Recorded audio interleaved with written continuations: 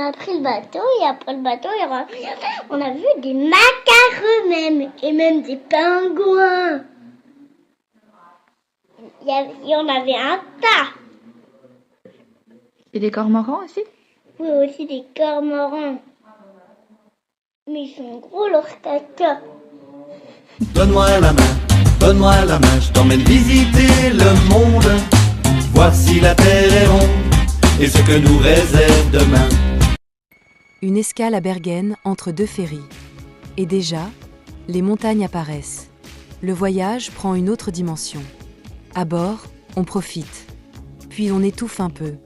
Alors on file au jacuzzi, souvent rien que pour nous. On admire les paysages qui défilent. Puis viennent les îles Lofoten. L'air est frais. Les plages sont blanches. On découvre le soleil de minuit.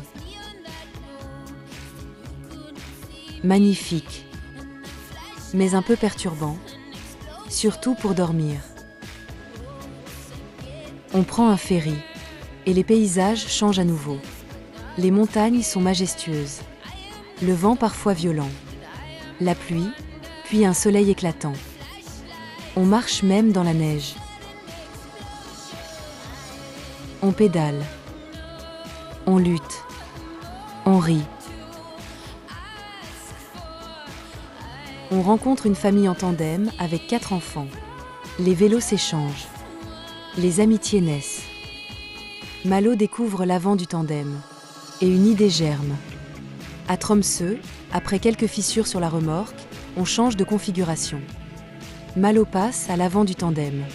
Thessalia a son propre vélo. Un nouveau souffle pour l'aventure. Les fjords s'enchaînent. Turquoise. Irréel. Des rennes au bord de la route.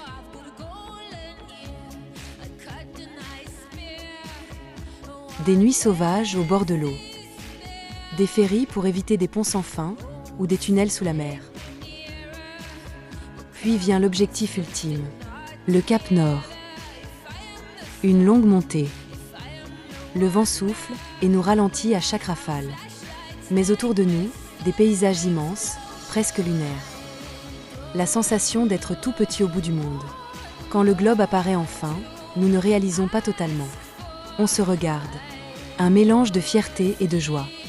Le Cap Nord marque une étape.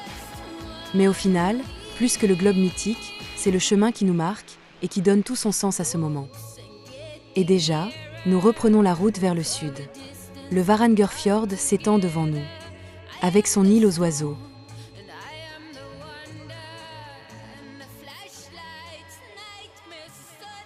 Et ses jolis petits villages. La Norvège nous a secoués, émerveillés, parfois épuisés. Mais surtout, elle nous a rappelé pourquoi on aime voyager ainsi. Voilà.